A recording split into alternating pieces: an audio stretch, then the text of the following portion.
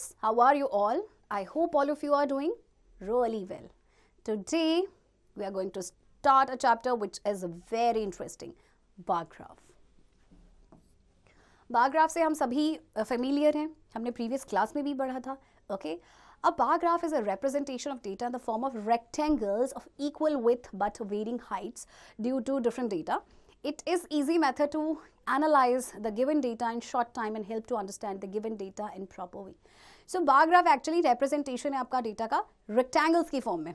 Okay, इस तरह से होते हैं ना आपके, और इक्वल क्या होता है इनका, विड्थ होती है, बट हाइट वेरिंग होती है. कहीं पे आपका रेक्टेंगल की हाइट ज़्यादा होगी, कहीं पे कम होगी, वो डिपेंड करता है कि आपको क्या डेटा दिया गया है. ओके, एग्जाम्पल देखते हैं. Draw bar graph for the following data.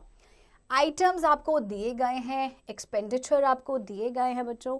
सो देखिए, this is the X axis. X axis में आप रखेंगे आइटम्स को, that is food, education, clothes, transport, rent and miscellaneous. And Y axis पे आपने एक्सपेंडिचर रखना है. यहाँ पे देखिए स्केल आपको गिवन है 1 यूनिट लेंथ मीन्स 1000 रुपीज़. सो आप देखिए 1000 से आपने लिया. ओके, 1000 का आप गैप लेंगे और उसके बाद क्या होगा, चलिए ऐसे करके हम देखते हैं. So this is your Y axis, this is your X axis. Okay, आप तो रूलर एंड पेंसिल का यूज करेंगे, this line should be straight. Items आपने रखे हैं बच्चों एक्स एक्सिस में. ओके, सो आइटम्स है आपके पास food, education, and we have clothes. I'm writing in short, but आप short में ना लिखें, पूरा नाम लिखें. Transport, and then we have rent, and then we have miscellaneous. Okay, और scale बच्चों क्या था आपका, 1000 रुपीज़ था ना. 1 unit is equals to 1000 rupees. This is your y axis. और यहाँ पे हम रखेंगे expenditure. Expenditure means खर्चा. Expenditure in rupee. So 1000, 2000, 3000, 4000.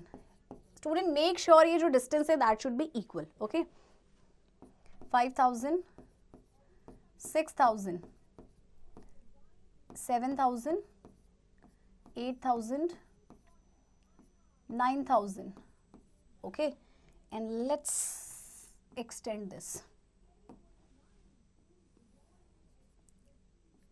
10,000 and 11,000. Okay, अब देखिए बच्चों, now we will draw the bars. Food पे आपका कितना खर्चा आता है? फूड पे आता है 8,000 का खर्चा. सो 8,000 कहाँ पर है आपका, दिस वन. एजुकेशन पे आपका खर्चा आता है बच्चों 10,000. सो 10,000 इस स्केल से ड्रॉ करेंगे तो बच्चों ये बिल्कुल स्ट्रेट आएगा. आई एम ड्रॉइंग इट रफली. क्लोथ्स पे देखें, क्लोथ्स पे कितना खर्चा है आपका 5000. सो दिस इज 5000. देन आपका ट्रांसपोर्ट पे कितना खर्चा होता है? ट्रांसपोर्ट पे होता है 4000. रेंट पे आपका खर्चा आता है 7000 का. एंड मिसलेनियस में होता है, देखिए बाकी आपके जो बाकी के जो खर्चे हो जाते हैं, बहुत सारी चीजें होती हैं इन सब चीजों के अलावा भी. ओके, तो मिसलेनियस में बच्चों आपका कितना है खर्चा 8,000 का. So 8,000 is here. Okay, so this is how we draw the bar graphs. Okay बच्चों, सो इसी तरह से आपने बाकी एग्जाम्पल्स की भी प्रैक्टिस करनी. बहुत ही सिंपल है, बहुत ही सिंपल. ओके, एग्जाम्पल नेक्स्ट देखते हैं. बार ग्राफ आपको गिवन है, आपको रीड करना है, आंसर के क्वेश्चन करने हैं. Okay, A part is on which day sale were minimum in how many. देखिए एक्स एक्सिस में आपको डेज दिए गए हैं ट्यूसडे टू संडे, और वाई एक्सिस में आपके नंबर ऑफ शर्ट्स कितनी बिकी. तो कौन से दिन सेल मिनिमम थी और कितनी थी.